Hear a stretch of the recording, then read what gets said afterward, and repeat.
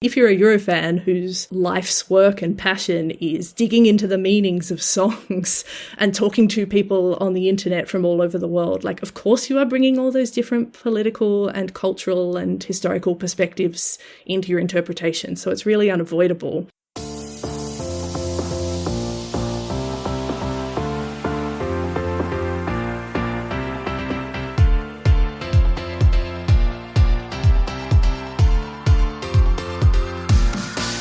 Hello and welcome to the EuroWhat, episode 242, dropping on September 24th, 2024.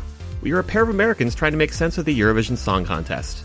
I'm Ben Smith, and I'm here with my co-host, Mike McComb. Hey, Mike. Hey, Ben. In this episode, we'll be talking about Eurovisionaries with our special guest, Dr. Zoë Jay. Hey, Zoe. Hello. Thank you for having me. Yeah, it's good to be back.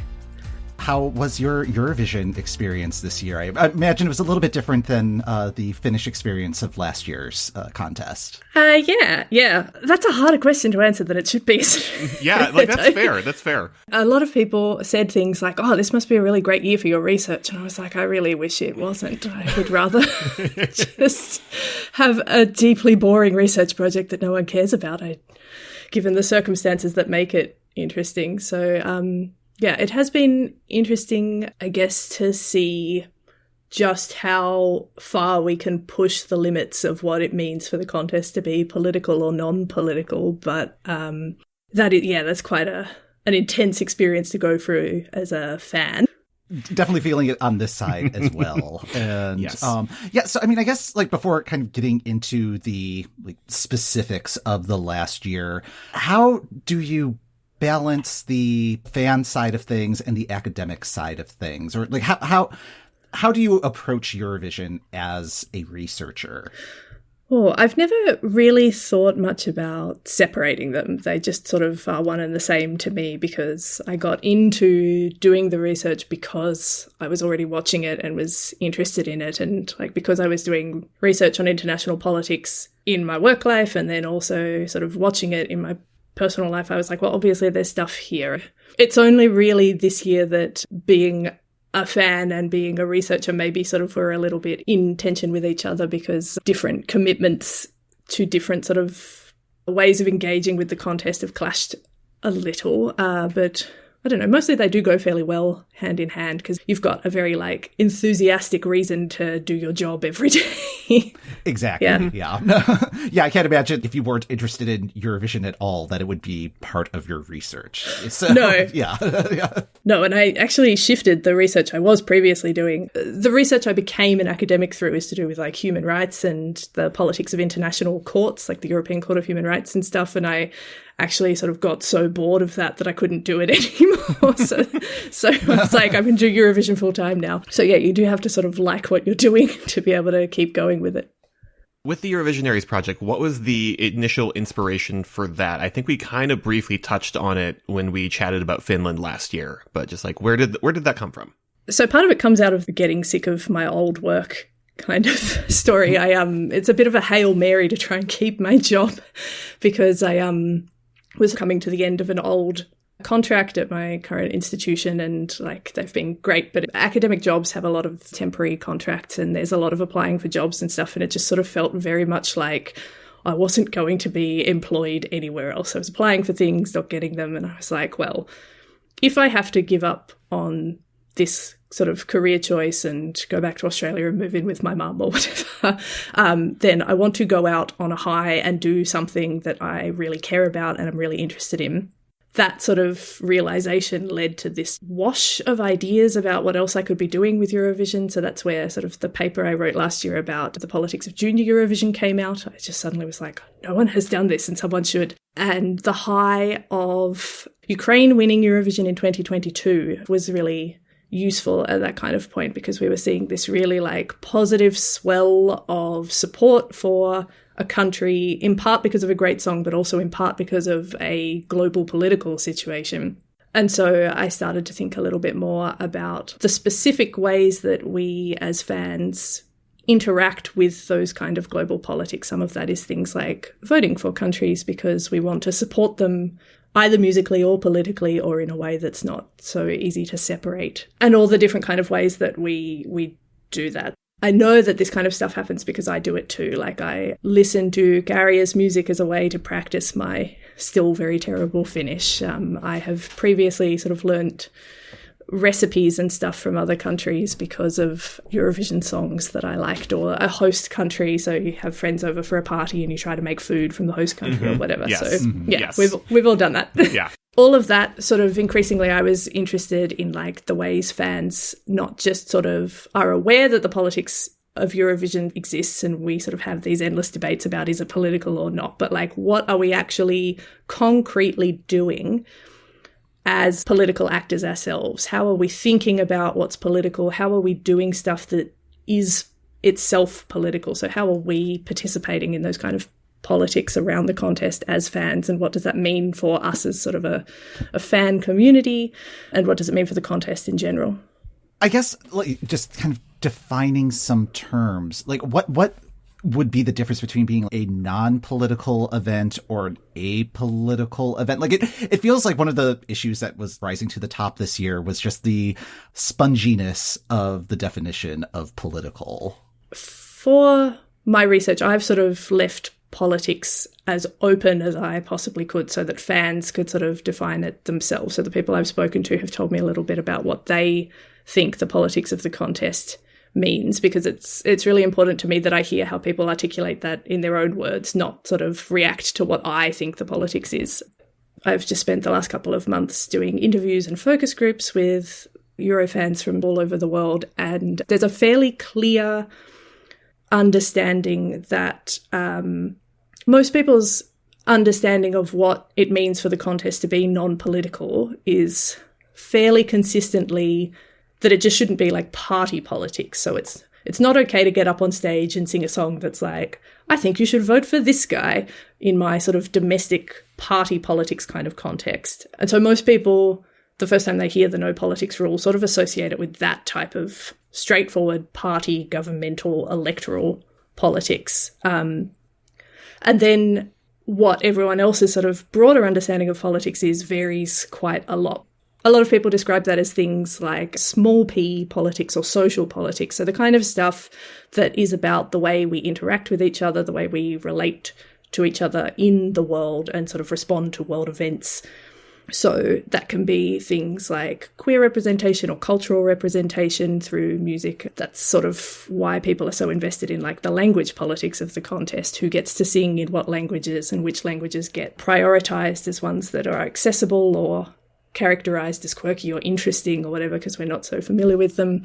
It can be emotional sort of stuff like feeling included or excluded from a community. And sometimes it is much more sort of concretely actual political kind of stuff, like songs about climate change. So for a lot of people, that kind of broadly defined social politics, it's neither good nor bad that that's present in the contest. That in a lot of people's views, that's where, like, the interesting part of songwriting and performance comes. That's where we make art, in the tensions and the clashes that we get by being alive and human and stuff. So there's a fairly strong distinction in most people's minds between party politics endorsing governments kind of lines and general social being in the world. I think that's quite different from the way the EBU is currently interpreting what it means to be a non-political contest. I think they're very clearly just sort of saying anything and everything that could be remotely interpreted as controversial is political unless it benefits us specifically. So it's both too broad and too narrow at the same time, if that makes sense. Yeah, the two examples that immediately came to mind as you were discussing sort of big P versus little p political, like, I think of when Belarus left the competition a few years ago, that was for big P political reasons. They were representing a more totalitarian party and like trying to essentially do propaganda, and that's not okay. But thinking about this year's winner, Nemo's The Code, is small p political. It's about figuring out they are non-binary. Exactly. It's that kind of like, is your song going to sort of actively influence the outcome of an election in the country you're from? That's probably not a great situation. Is your song a more sort of general reflection on like the state of healthcare in Serbia and the implications of that for artists. That's a type of politics, and Constructor, when she took that song to Eurovision, was fairly open about that, but it probably won't influence the outcome of like Serbian politics in a concrete kind of electoral way, so it's sort of all right. Nemo's Win is a very deserved one. It's a great song, and it is also about a kind of representational identity conflict within themselves, and it speaks to the kind of messaging that the EBU and Eurovision like around a certain type of inclusion and unity and queer representation and other forms of representation that sort of benefit the contest and make the contest look nice. So it speaks to a set of values that the contest is quite happy to let sort of sit at the surface of the contest.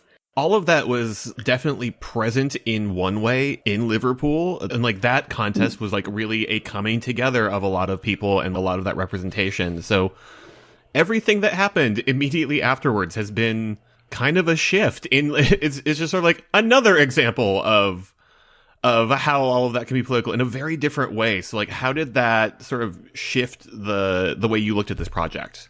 I mean, it's a really good question. I think there's a fairly obvious elephant in the room, and that is the significant escalation of Israel's conflict against Palestine and Palestinians after October 7th.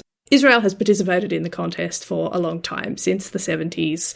They've hosted a few times. But what we have seen in the last year between Liverpool and Malmo was a very drastic shift in the scale and the intensity of the violence towards Palestine, and that has fairly drastically changed both the way I do my research and the way I think a lot of fans are sort of engaging with the contest. So for me, in terms of research, I think there are two sort of reasons why that has changed my research. One is I sort of made a personal commitment to myself after 2019 that I would boycott the contest in the future when BDS asked for it. So in 2019, I did not boycott the contest. I watched it. I didn't go because it was too far away and I lived in Australia at the time. I watched it on television. I voted. I engaged with it the way I always had done. And afterwards, I felt really gross. I just sort of knew within myself that that wasn't a choice I should have made. And that's the kind of thing people have to make the choice for themselves. But I personally at the time was like, that didn't sit right with me. I think I've done something wrong and I need to reflect on why I've done that. And so after that, I was like, if this happens again, if the boycott, divestment and sanctions movement explicitly asks for a boycott of Eurovision again, I will respect it and I will follow it. And so this year when they did, I was like, I cannot watch the contest this year just for personal reasons. That's complicated because I have just started literally like the month before. So September 2023, I started working on this Eurovisionaries project. And a month later, I was like, oh, okay, this is going to change. The scope has changed. Yeah. Yeah. I think from a research perspective, the main challenge was that I was originally sort of looking at quite fun ways of political engagement, things like sharing recipes and going to the Euro village and making friends with people in different countries and stuff. And that is still a really important part of the contest, but it just felt insufficient to be only focusing on that.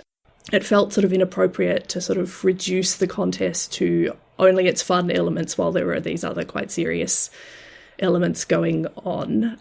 And then additionally, my personal decision to boycott affected the way I could do that research. So if I wasn't going to Malmo, if I wasn't going to be walking around in the village talking to Eurovision fans and watching what they were doing and how they were interacting with each other, then like I couldn't get that kind of information that I was looking for, because a lot of it was going to be quite visual. I was going to get fans to take photos of things and stuff. So I just physically couldn't do the research that I originally set out to do.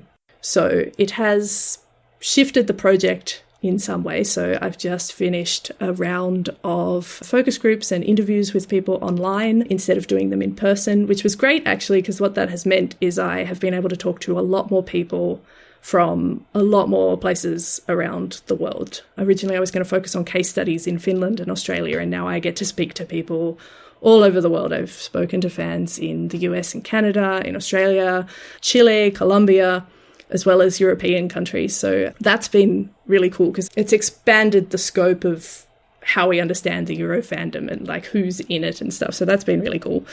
And I've also expanded the focus from this sort of narrow understanding of cultural diplomacy and like just cultural exchange and interacting in that kind of specific sense to a much broader understanding of politics that includes all of the small p kind of stuff and allows for a bit of space to explore the ways that fans protest or don't protest the contest in its current context.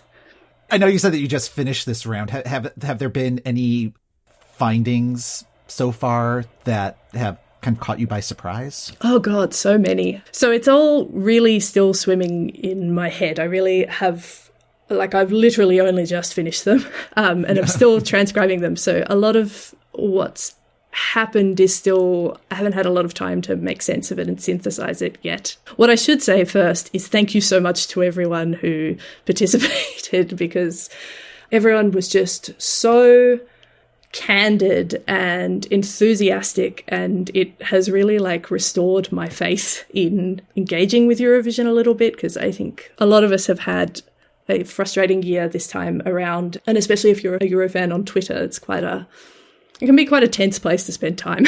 So talking to people in small groups or one-on-one has been a really nice sort of reminder of the humanity of the Eurofandom. Yes. Yay. Yeah.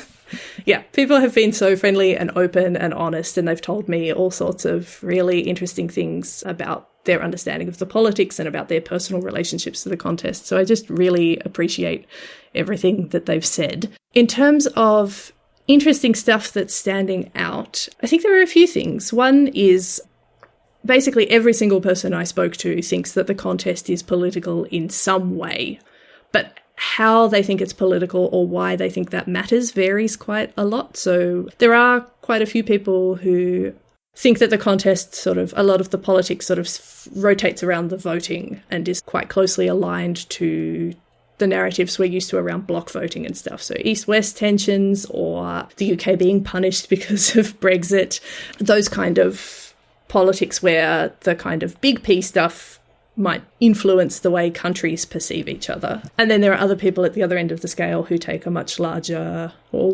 wider scope, small p politics kind of perspective and spoke about things like representation of different cultures and communities or representation of different genres of music even was a really interesting thing that came up a few times. Basically, everyone sort of thinks that the EBU's line that the contest is non-political is, at best, troublingly unsustainable, and at worst, bullshit. Yeah. If I can say that, I'm sorry. Yeah. I'm tempted to leave that. Oh, yeah, leave it in. Yeah. I think that is probably the most diplomatic way of saying it is a band-aid that they try to use that's very inefficient, that's not really working. Yeah, it's just out of touch with the way the fandom and casual viewers sort of think about the contest. Like, literally this morning I was transcribing a recording of one interview where the person I was speaking to was saying fans of the contest, but also just like people in general, are exposed to so much news all the time. We are just so interconnected with global events. We are live streaming climate destruction and genocide and human rights abuses left, right and centre. You can't turn it off. That, like, of course we sort of see the contest in a political way and are aware of the connections between the contest and other parts of our lives and the global sort of mood. Like, you can't switch it off. And if you're a Eurofan whose sort of life's work and passion is digging into the meanings of songs and talking to people on the internet from all over the world, like, of course you are bringing all those different political and cultural and historical perspectives into your interpretation. So it's really unavoidable. And trying to say that none of that is happening just makes the EBU look like they live in a parallel universe. Well, yeah, like, as a Eurofan, I'm spending every weekend from January through March deeply immersing myself in, like, what is seeping through to, like, the the light entertainment programming across Europe. Yeah, it's unavoidable. The first week of, I think it was Norway's process this time around, where it's like, oh, hey, there are protesters on stage. A, it's great that they seem to be being treated relatively respectfully. I'm not sure that would happen on like a similar American program. B, this isn't happening any of the remaining weeks. Yeah, and it really sort of, like once you have one level of protest, it really starts to sort of shape the direction that it goes down. But I think we forget how many historical protest songs there are in Eurovision's back catalogue. Like, you guys did an episode on the Portuguese Revolution a while ago, right? And there was a Norwegian song from 1980 that sort of featured a very prominent protester for Sami rights. So, like, there's all sorts of protests and politics that were previously allowed in the contests that clearly show how inseparable those kind of politics and cultural relations are. Well, yeah, I was going to ask about, like, kind of the Twitter of it all, where, like, I've not been on Twitter for over a year, just, like, giving up on that, trying it out on Blue Sky. Come on over to Blue Sky, folks. It's like there's stuff happening there, but we have all of the Brazilians now. It's great.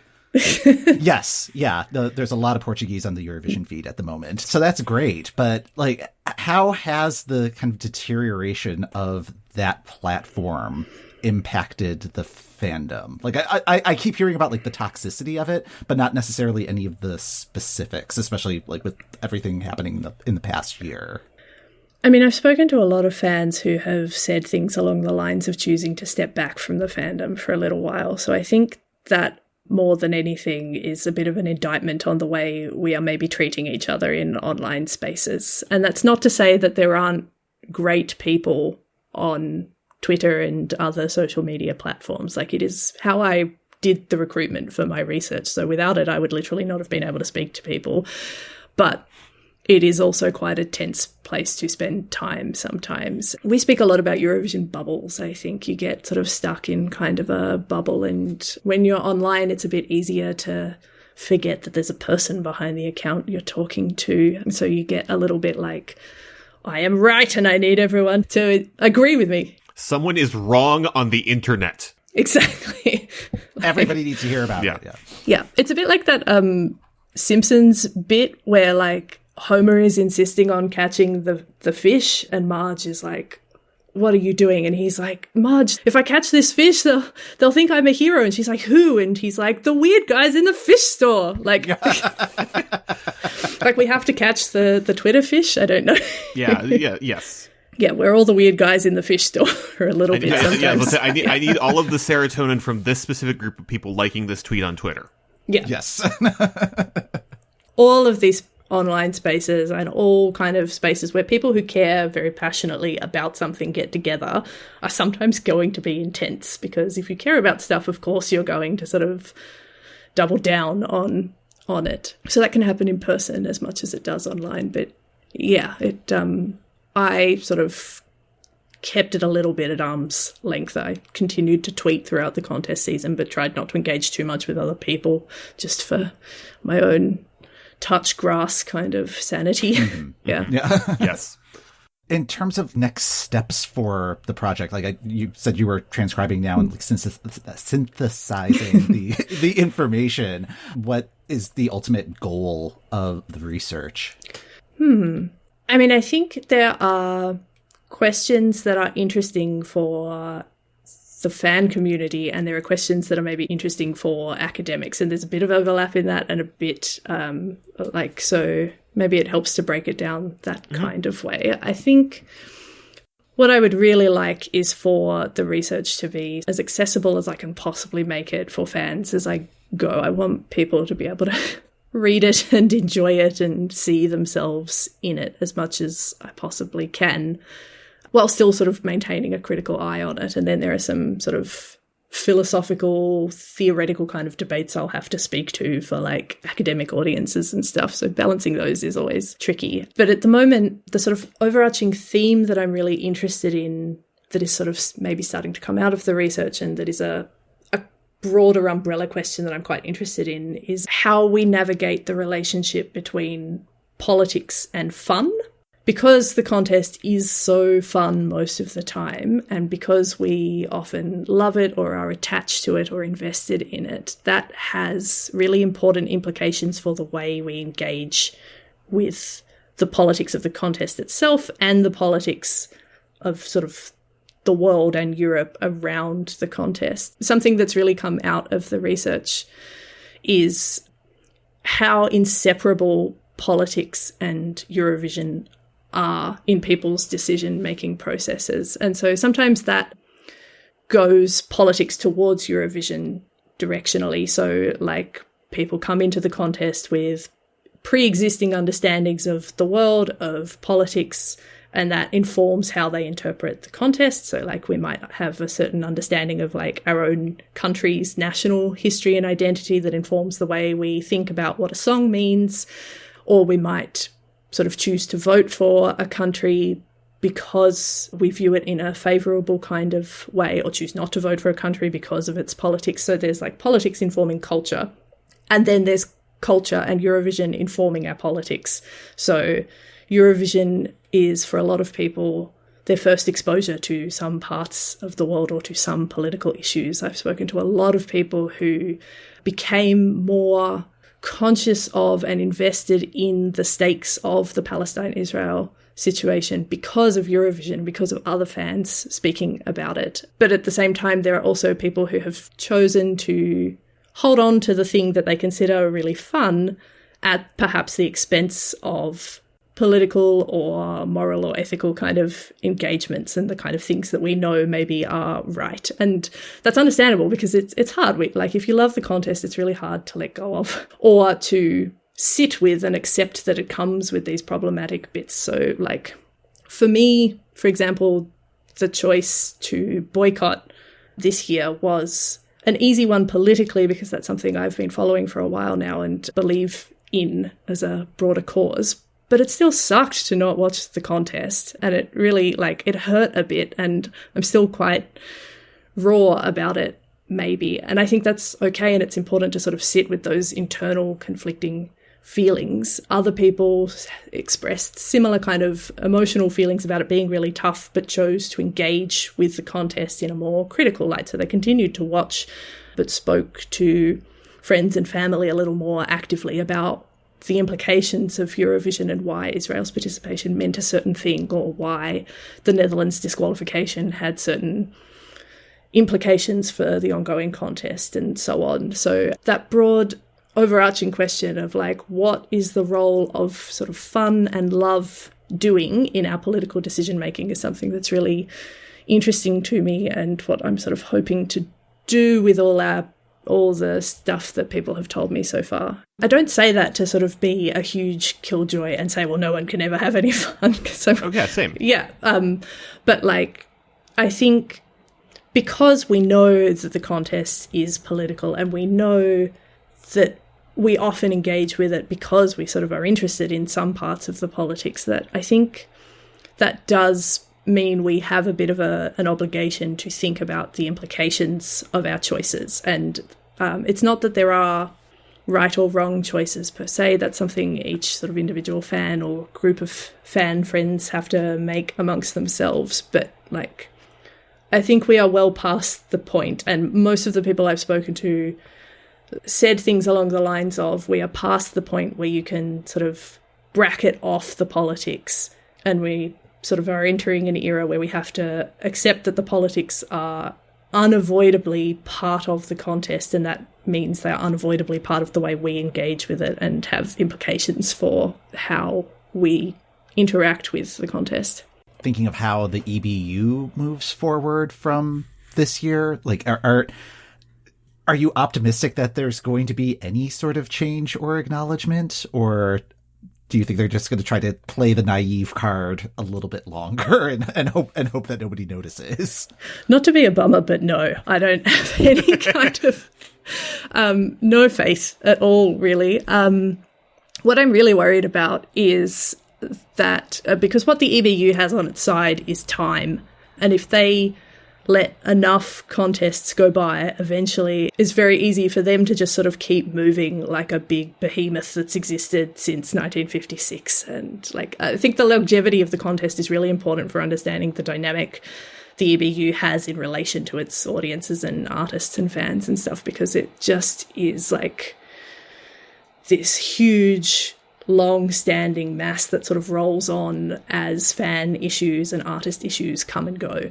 And so the real risk is they make some surface level changes or just let some time pass and people sort of forget the things that they were upset about, and new things come along that upset us in different ways, and we sort of get vexed about that, and then those move on as well.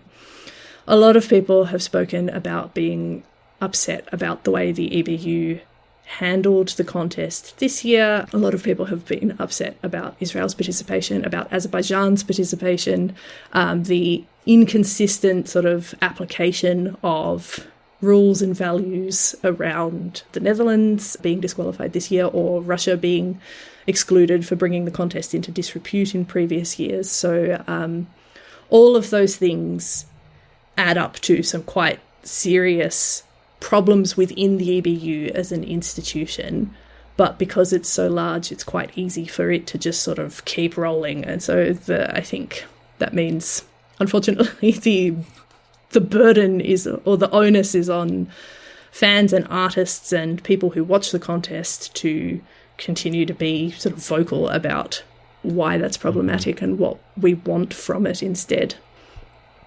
We finally reached FIFA status. I also sort of hold it. Yeah, they're just going to go, we made a committee. It's like, okay, but did the committee do anything? We made the committee. Yeah.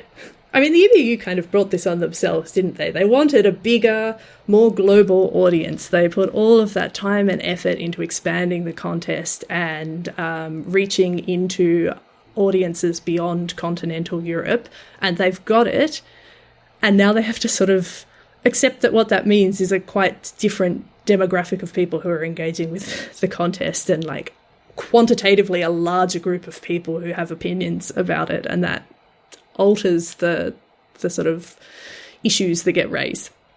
Is that something that you've noticed in your interviews? You mentioned that you had respondents from like Colombia and like South America, and then like other countries that are not active participants in Eurovision. Have their responses been different than people in areas that are active participants of Eurovision? Yeah, and part of that, I think, is because people in those countries can take a little bit of a step back. A few people were really interested in this idea about what it means to be a fan from a participating country or not, and people who are not in participating countries were like, God, I would not, like, I don't want that stress, that's so exhausting. It's just like, I can just watch it and it's fine, so it makes it a little easier to maybe step back when you need to, but it does raise very different political questions. So like one person spoke about how the general political mood in Chile is very pro-Palestine and has been for a very long time, and so that fairly significantly alters the way people engage with the question of whether to boycott or not. And so this person spoke a lot about how all of their friends sort of, it was a bit of an easier decision for them all to collectively choose not to watch, or they watched but didn't go to parties,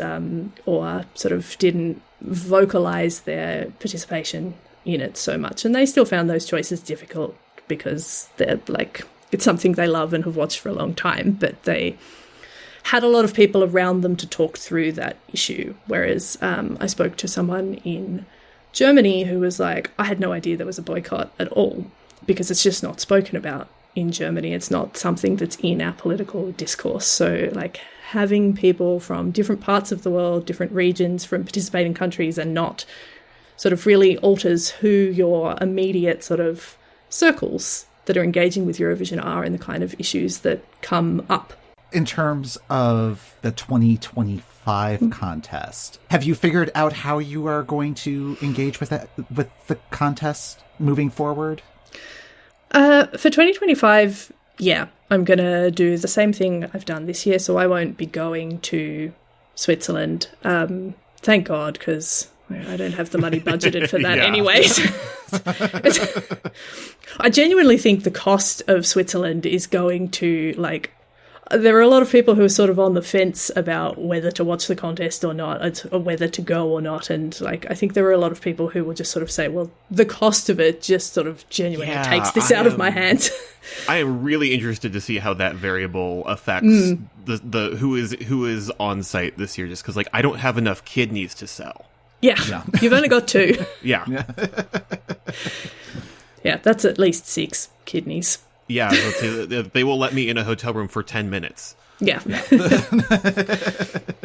I mean, that is also a political kind of, like, the implications of who can go to which Eurovisions in which countries and so on is also, like, a few people brought that up, the costs and the inequalities between different regions in Europe and the standards of hosting and expectations, especially in the sort of huge mega event status that Eurovision has now, really affects who can participate. But in terms of my research, I will do another round of online focus groups and interviews shortly after the contest, so June or July 2025. So I'd really like to speak to some people from other parts of Europe that I haven't had a chance to speak to yet. So, for example, I spoke to a few people from Sweden this year because Sweden was the host city. I'd like especially to be able to speak to some people who are living in or going to Switzerland going forward. But after 2025, I'm not sure. We'll have to see. This, I think, comes back to your original question about where the sort of fan relationship and the researcher relationship go, because at the moment as a fan, I'm quite reluctant even to call myself a fan. That's no longer a term that sort of totally sits right with me. And like, if I went researching it, I probably would step back from it and not watch it for a little while. But as a researcher, I'm still sort of engaging with the community and talking to people and trading this kind of line between like a personal political stance and needing to be able to talk to people who have different political stances to me. And so that can sort of make it tricky. So I should say I'm making my personal stances sort of part of the research in terms of like interrogating why I'm making choices, but that doesn't mean that I am going to judge other people for making different choices. And I am really I want to speak to as many people as possible, and being open about those political choices is part of like an attempt to build trust and be transparent about it, so that you can see that it's like one of many different sort of ways of engaging with the contest, rather than like, I'm not trying to sort of jam my opinion on top of other people's perspectives and stuff. But yeah, going forward, I guess, like from a personal stance, I will probably not watch the contest again until Israel is no longer participating. But from a research perspective, I do still want to talk to people and see how people's own interactions with the politics of the contest, where that takes them. So we'll have to see. Yeah. And I mean, it's going to depend on like what songs are competing, what countries are competing, what country wins. Like, had Switzerland not won this year, that probably would have had different results in the research that you've done so far. Yeah, exactly. Yeah. It would have been really interesting if Croatia had won, I think, just in terms of what kinds of messages come out of that and what that kind of means for sort of different regions of Europe and stuff. But like, a lot of people spoke about Nemo's win as quite a valuable moment for non-binary representation and stuff. So Croatia winning might have been a really interesting conversation about, like, because that's a song about moving from a rural community to the big city and the sort of economic migration patterns that happen in Europe. That's a very political kind of choice or like process. So yeah, whoever wins does really sort of have interesting implications for which political conversations we have when. So we'll have to see. Yeah. That's what makes it exciting. Yes. Yeah. Yeah, it's like how are the next few years going to react to what wins the previous year? I'm very interested to see beyond just seemingly this summer everybody having a songwriting camp, since that did so well for Switzerland. But yeah. So if people want to participate in, I know you said it's not until after the next contest, but is there anything that people can do now to like get on a mailing list or waiting list to participate? Well, you can follow me on social media, I guess, is the best way to sort of stay up to date with the project. So there's a project website, Eurovisionaries.com, which is where all the sort of outputs of the project go. So I'll put a link to this podcast on there so that people can listen to it. I don't think people are going to come to the podcast through my website. They're like, you have your own very loyal fan base. You don't need me, but like... That's more for my own bosses than anything. Exactly. It was nice seeing the link to the last episode on the website. It's like, oh, we got a link. Yeah. So, Yeah, it's like, look, I promise I am doing work. I'm not just watching YouTube videos of Eurovision all the time. This is a job. It's research. Yeah. Also, I've got a Twitter account and an Instagram account, and they're both at Euro_visionary without the S on the end because of character limits. So that is where I'll sort of do the next call for recruitment next year, and where there will be updates on the project and stuff. So you're welcome to follow along. All right. And we will definitely have links to all of those places in the show notes. Well, Zoe, thank you so much for joining us again and filling us in on the project. Yeah, thank you so much for letting me talk about it. And if I could just say thank you again to everyone who spoke to me, who gave up their time. Like, some of these interviews were like 3 hours long. I really appreciated how much time people gave to talk about this kind of stuff. But I think that speaks to how interested people are in the politics of the contest and what it means for the fandom and stuff. Like, they were that long because people wanted to speak for that long, so it was really nice. Mm-hmm. That's fantastic. Yeah. So great to hear. I mean, like, obviously we could talk about it for days. Yeah. So, yeah. All right, that's going to do it for this episode of the EuroWhat. Thanks for listening. The EuroWhat podcast is hosted by Ben Smith, that's me, and Mike McComb. That's me. Follow us on our socials at EuroWhat and find our full archive of episodes going all the way back to the 2018 contest on our website, EuroWhat.com. If you'd like to help support the show and access a ton of bonus content, head over to patreon.com/EuroWhat. Our October bonus episode will be about the 1980 cinematic flop, Can't Stop the Music. Next time on the main show, we'll be learning about who's who in the EBU. Someone is wrong on the internet.